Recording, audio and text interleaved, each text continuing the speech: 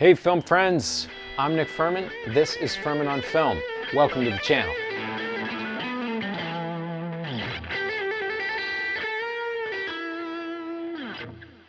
Millie Bobby Brown is back in a Netflix action vehicle and we're reviewing it for the channel. Stranger things have happened. You do know what this means though, right? Oscar season is over. Oh, thanks. We have to do Netflix movies now. Be strong. Sorry, thanks. Just had to get that out. Anyway, God, I can't do it. Anyway, in this story, we have a girl who comes from a poor kingdom who's given away by her dad to a rich kingdom in order to save his people. Read limitless gold. Reluctantly, she agrees, but she's like, I'm not so sure about this whole arranged marriage thing. And Netflix didn't get me the most handsome prince. But then again, this kingdom looks really nice. I'm sure it'll be amazing. Until they throw her in a dragon pit. Because unbeknownst to her, they made a deal with the fire breather to sacrifice a royal daughter in every generation. And then Millie fights said dragon for an hour and 10 minutes. Good times. Or was it? This is Netflix's new smash hit, Damsel. I can't. Run from me, darling.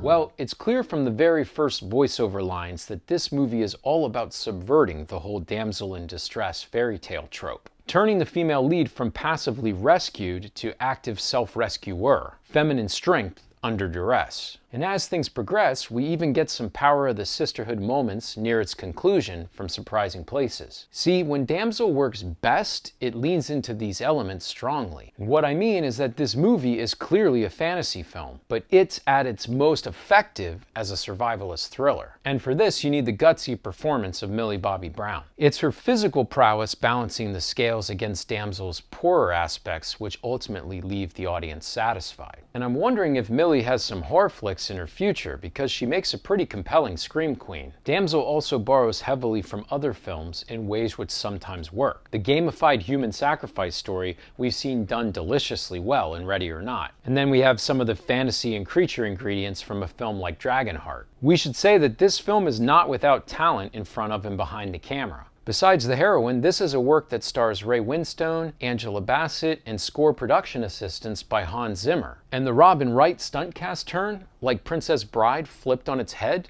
is brilliant. The dragon design is actually interesting, and it's a clever ploy to give her a voice which is both taunting and somehow sympathetic in key moments. The voices of the past aiding this damsel in the present, a la something that we'd see in like The Black Phone, is also really interesting. And of course, the director understands that 90s action formula well here. Pretty girls progressively getting dirty and physically broken, shedding clothes on their path to freedom. And if that doesn't bring a smile, I can't help you. I think that's ultimately what you need to know going into this one. Damsel is amusing and harmless fun. No more and no less. Oh, where do we start?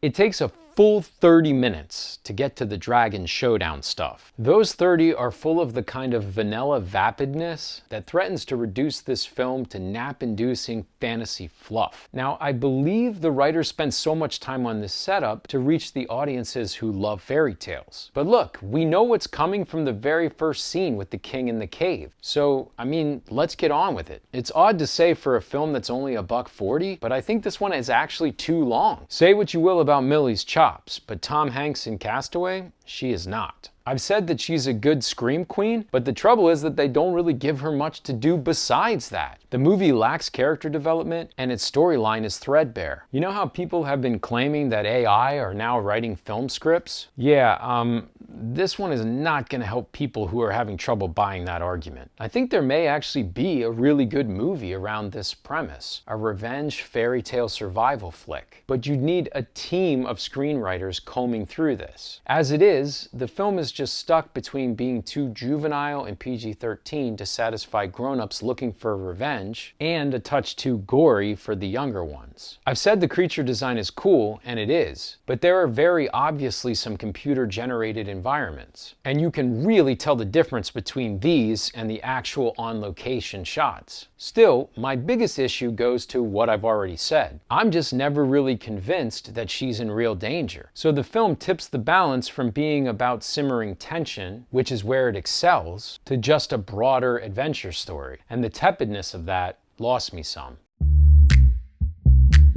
So, what do we conclude? This new fantasy thriller turns the damsel in distress trope on its head and showcases a game Millie Bobby Brown, whose physical performance alongside a well-rendered dragon keep this one afloat. But Damsel doesn't fully realize its potential as a revenge fantasy, straddling a middle line between younger and older audiences, ultimately resulting in a lukewarm final product. For those looking for light fantasy entertainment, this one will more than suffice, but it won't captivate those seeking gripping tension and rich storytelling. Run from me, darling. Well, there you have it. The only thing left to discuss is our rating for this picture. FOF gives Damsel 2.5 out of 5 stars.